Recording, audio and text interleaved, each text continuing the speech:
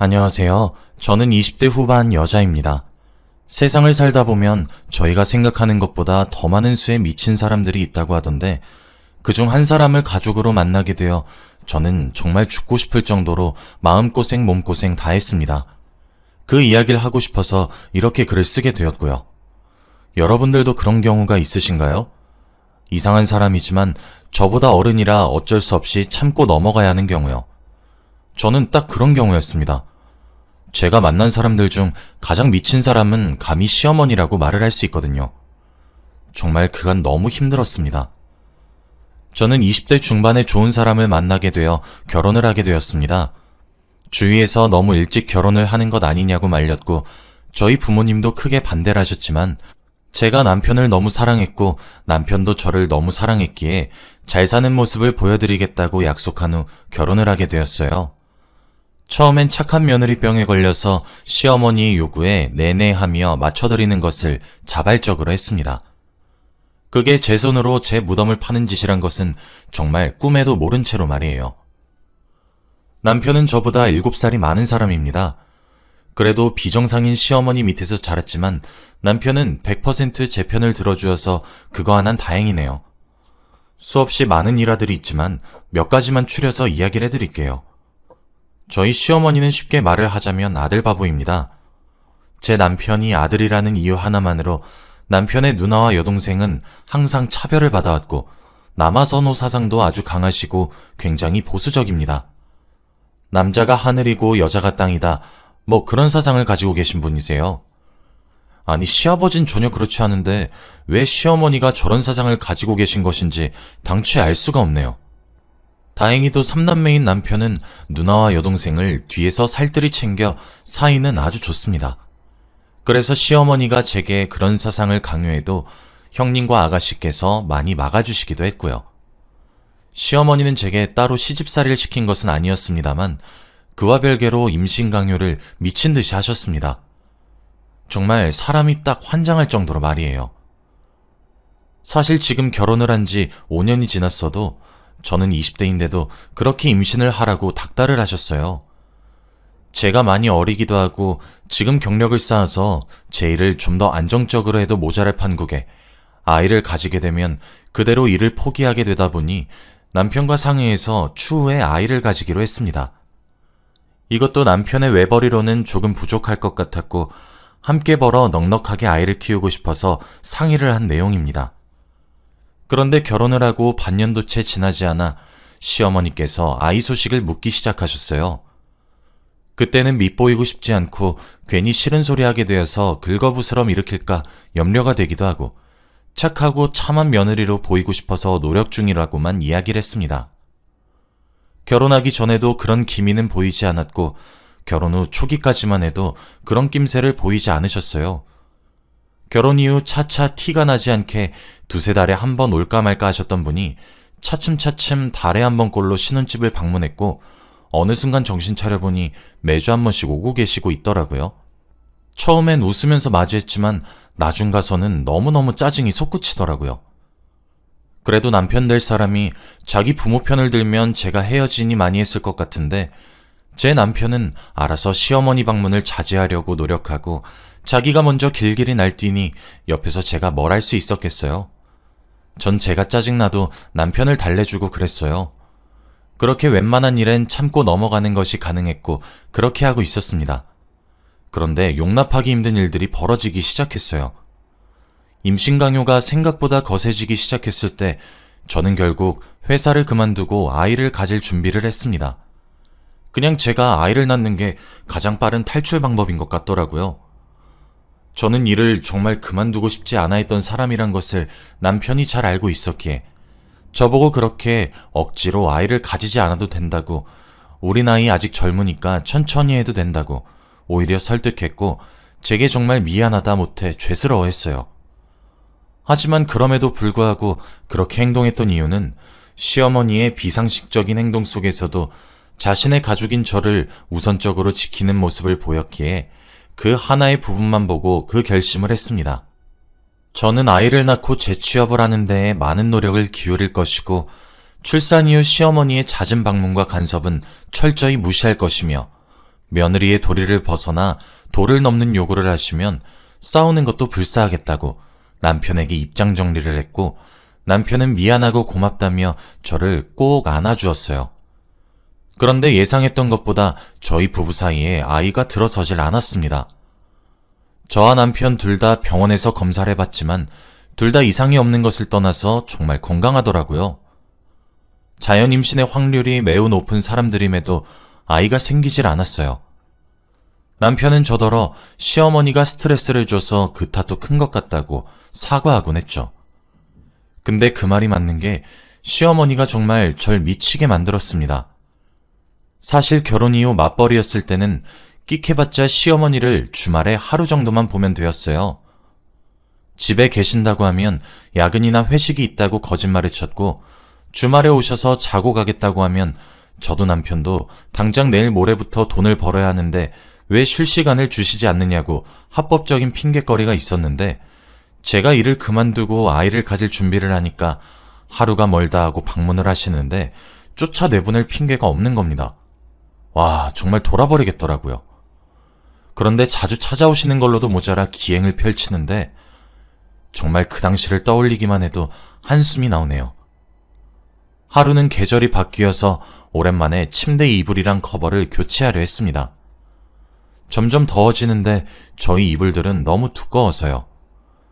그런데 베개 커버를 뒤집어서 빼내었는데 뭐가 툭 해서 떨어지길래 보니까 웬 자그마한 주머니가 툭 하고 떨어지는데, 열어보니 그 주머니 속에 노란 종이, 즉 부적이 곱게 접혀져 있더라고요. 설마 싶은 마음에 남편의 베개 커버도 뒤집어 봤더니 똑같은 부적이 하나 더 나오더라고요. 제가 기가 막혀서 진짜. 마침 그때 시어머니께서 저희 집에 왔길래 제가 바로 문을 열고 화를 냈습니다. 이게 뭐냐고 하면서요. 뭐긴 뭐니 해. 이게 다 너 아들 낳으라고 내가 비싼 돈 주고 지원 부적이야. 라고 하시는 것이 아니겠어요? 사람이 너무 화가 나면 할 말을 잃게 되고 어안이 벙벙해지더라고요. 여차저차 시어머니를 돌려보내고 혹시나 싶어 집안 구석구석을 뒤지기 시작했어요. 그랬더니 제 속옷을 넣어두는 옷장에도, 제 지갑 속에도, 남편의 옷장 속 등등 언제 넣으셨는지 감도 안 잡히더라고요. 그렇게 부적을 총 18개를 찾아내었습니다. 아니, 사실 더 있었는데 제가 못 찾은 걸지도 몰라요. 시간이 흘러 저녁이 되었을 때 남편이 집에 들어왔고 저는 애꿎은 남편에게 화살을 돌렸습니다. 부적 18개를 남편에게 던지면서 말이에요. 남편은 제게 사과하고 시어머니께 화를 내고 그랬어요. 저도 남편의 노력은 인정하는 바입니다. 다만 그에 비해 시어머니가 너무 완고하셔서 문제였죠. 제가 제일 쇼킹했던 일은 더 있어요. 이건 어디 가서 말도 못하는 이야기입니다. 하루는 시어머니가 보자기 2개를 들고 평일낮에 저희 집을 방문하셨더라고요. 저도 그 즈음부터 시어머니께 아닌 것은 아니라고 반항 아닌 반항을 하고 있어서 떨떠름한 표정으로 시어머니께 문을 열어주었습니다. 그랬더니 제가 부엌에 마실 것을 준비해서 내놓으니 그 짧은 틈에 2개의 보자기 중 하나가 보이질 않더라고요. 그때까지만 해도 별 대수롭지 않게 생각했습니다. 사실 잊은 것 같아요. 남은 보자기 속 내용물이 제게 충격적이었어요. 제게 보자기를 풀면서 보여준 것은 다름 아닌 제 체구에 맞지도 않을 옷가지들이었습니다. 그러시면서 제게 말씀을 하셨어요. 얘야, 이거 내가 100만 원이나 주고 얻어온 것들이야. 이게 얼마나 귀한 것인 줄 알고는 있니? 이게 저기 옆 동네 아들만 줄줄이 넷을 낳은 며느리가 입었던 옷가지들이야. 앞으로 일주일 동안 이것들만 돌려 입도록 하고 내가 용한 무당한테 물어본 방법이야. 얼마나 어려웠다고. 라고요. 눈이 뒤집히는 듯한 느낌이 이런 느낌일까? 정말 어이가 없어서 제가 알아서 하겠습니다, 어머님. 점점 도가 지나치세요. 저희가 꾸린 가정의 일이고 저와 남편 둘만의 문제입니다. 집에서 나가주세요. 라고 똑부러지게 처음으로 말을 했더니 시어머니도 찔끔하는 듯 했는데 평소보다 뭔가 순순히 물러나시면서 제게 그 보따리를 손에 꼭 쥐어주면서 아가, 내가 시킨 대로 해야 한다. 알았지? 하시는데 진짜 속이 다 뒤집히더라고요. 그날 남편이 퇴근할 때까지 기다렸다 남편을 보자마자 좔좔좔 쏟아냈어요. 남편은 묵묵히 제 말을 듣더니 한숨을 쉬면서 미안하다고 하더라고요. 당신 어머니 너무하신 거 아니야? 내가 애 낳는 기계야 뭐야. 왜 자꾸 나만 보면 아들 아들 아들 그놈의 아들. 내가 친정에 말을 못해서 안 한 줄 알아? 걱정 끼쳐드릴까 싶어서 못한 거야. 그런데 어머님 자꾸 이런 식으로 나오시면 나도 어떻게 행동할지 몰라. 내가 부적 뭉텅이로 나온 것도 참고 넘겼어.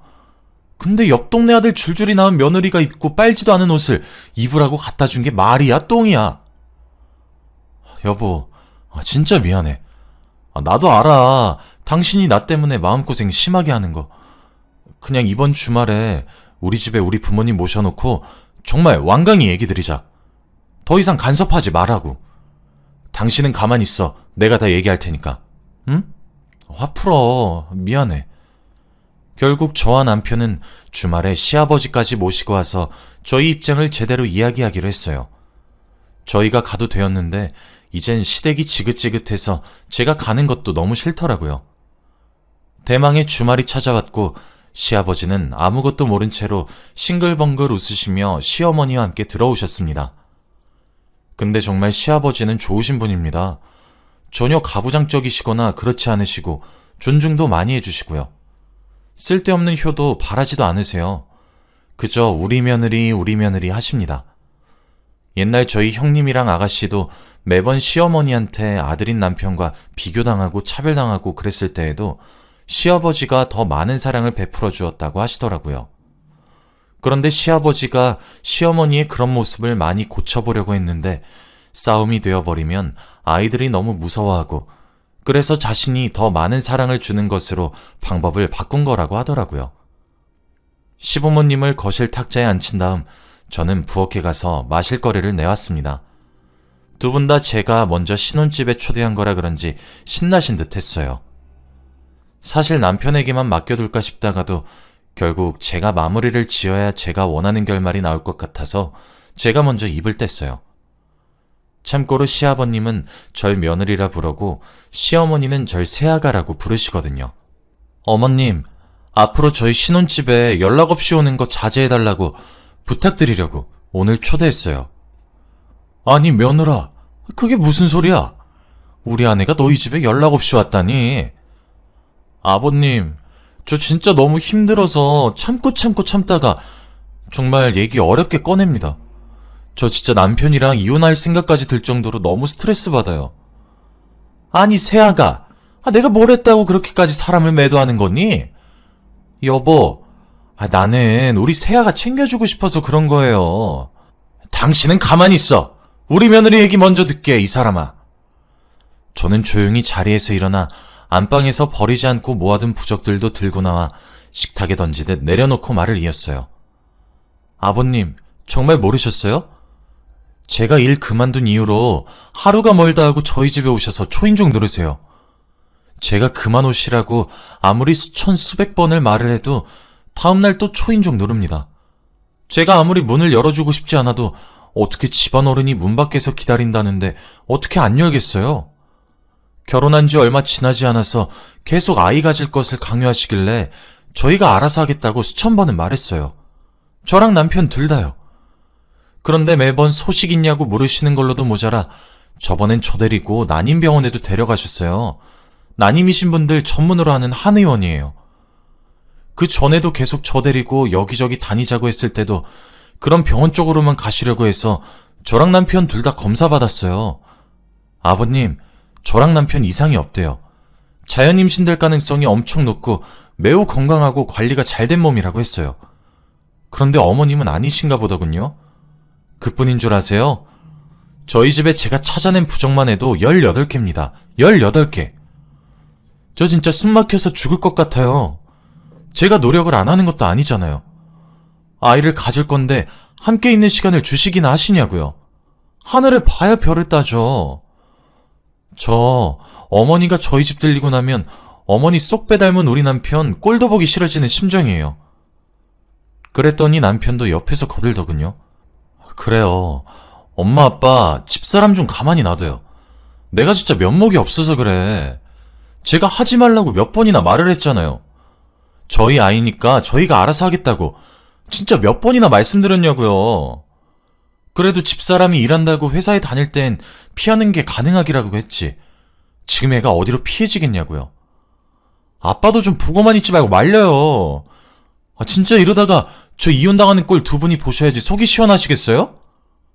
한참 정막이 흘렀죠.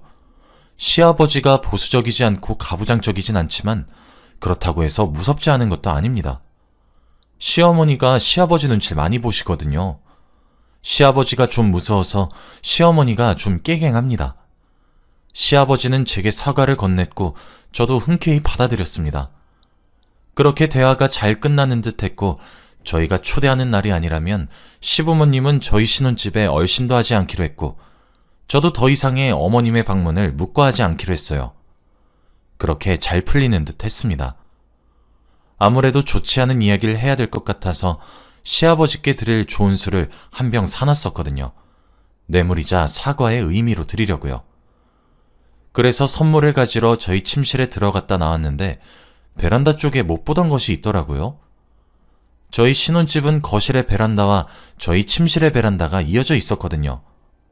아버님께 선물이라고 술을 안겨드리고 저는 거실에 딸려있는 베란다로 갔습니다. 분홍색 보자기에 쌓여진 채로 베란다 구석에 처박혀 있는 무언가가 왠지 모르게 너무 거슬렸거든요. 남편은 좀 뭐하냐고 제게 물어봤고 시아버지도 며느라 하며 불렀어요. 근데 제 촉이 지금 그것을 확인하라고 부추기고 있더라고요. 저는 베란다에서 기어이 그걸 끄집어내어 거실로 돌아오면서 못 보던 게 있는데 뭔가 싶어서요 라고 했습니다. 그랬더니 시어머니가 사색이 되면서 어른들 불러 앉혀놓고 버릇없게 뭐하는 짓이냐고 소리를 지르시며 당장 갖다 놓으라고 화를 그렇게 내시는 거예요. 그 말을 들으니 이것도 시어머니의 계획이었구나 싶어 아랑곳 않고 보자기를 풀어헤쳤습니다. 시어머니는 자리에서까지 일어나 저를 말리기 위해 다가오시기까지 하면서 절 뜯어 말렸고 시어머니가 제게 도착하는 것보다 제가 보자기를 풀어 안에 든 물건이 작은 단지 같은 것이란 것을 알고 그 단지의 뚜껑을 여는 것이 좀 더 재빨랐죠. 근데 단지 속에 얼마나 거지 같은 것이 들어있었는지 아세요? 그 속에 있는 것은 다름 아닌 똥이었습니다. 똥. 솔직히 그걸 보자마자 이성의 끈이 조금 끊어진 듯합니다. 시어머니는 횡설수설하며 변명했어요. 아니 그게 이왕 아들 낳는 게 좋으니까 저게 약이야 약. 사실 아들만 줄줄이 넷이나 낳은 집안 며느리가 날짜까지 받아서 길일에 싼 똥인데 약으로 달여 마시거나 하면 제일 좋다고 해서. 아니 근데 우리 며느리가 그럴 사람은 아니잖아? 그래서 똥물에 목욕을 하는 것도 엄청 좋은 효험이 있다고 해서. 근데 그것까진 안 할 것 같아서 그냥 집에다가 두기만 한 거야. 미미하겠지만 효과가 조금이라도 있으라고. 와, 정말 저 순간에 눈이 뒤집히고 감정이 잘 제어가 안 되더라고요. 똥단지를 다시 보자기에 싸서 시어머니께 안겨주고 당장 내 집에서 나가세요 라고 한 뒤 끌어냈어요. 당연히 시어머니는 버르장머리 없이 뭐하냐고 나중내 시엄마 살려라 하면서 고래고래 비명을 질렀고 그것도 무시하고 제게 그런 힘이 어디서 났는지 시어머니 신발도 안 주고 현관 밖으로 내쫓았어요. 그리고 거실로 들어와 멍하니 서 있는 남편한테도 말했어요. 당신도 나가. 이혼 서류 퀵서비스로 보낼 거니까 당장 도장 찍어. 당신 어머니? 정상 아니야. 아버님도 제 집에서 이만 나가주세요. 저요, 더 이상 이 사람이랑 못 살 것 같아요. 저는 사랑 하나로 극복될 수 있다고 믿었고 실제로도 그랬어요. 그런데 이제 정말 미칠 것만 같아요.